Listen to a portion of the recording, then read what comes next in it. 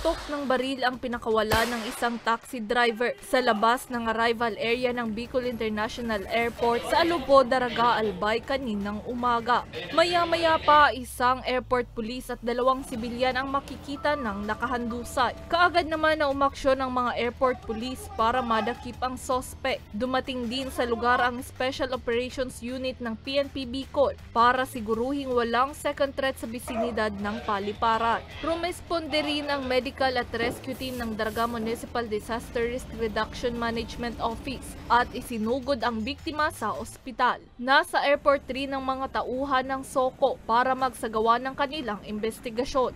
Ayon kay Police Captain Mark Hill Osia, ang mga eksenang ito ay bahagi lamang ng kanilang simulation exercise o SIMEX on response to an active shooting incident o RASI.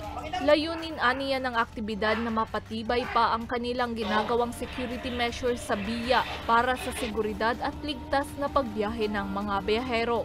This is a regular SIMEX na kinakandak ng ating ABSI Group sa mga SOP ng Standard Operating Procedures ng ABSI Group in response sa ating airport security. So, ang senaryo po pala natin is yung response to active shooting incident.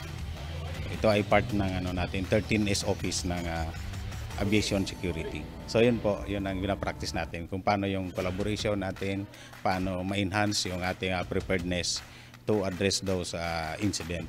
Siniguro naman ni Roland Bosito, officer in charge ng Civil Aviation Authority of the Philippines Bicol International Airport, na lagi nilang isinasaalang-alang ang kaligtasan ng kanilang mga tauhan at mga pasahero.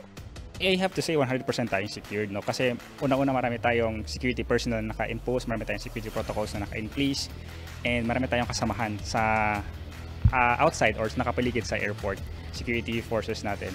Rest assured po sa lahat that the BIA management in coordination po and with the assistance ng ating local aviation security unit police ay ginagawa po yung lahat para ma-ensure po na secure po and safe yung ating paliparan.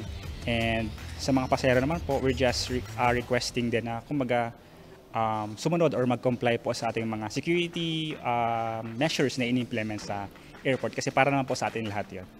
Naging matagumpay ang SIMEX sa patuloy na pakikipagtulungan ng CAAP Security and Intelligence Service, 2nd PMFC at Philippine Army. Para sa mga balitang Tatak Bicol, May Insinares.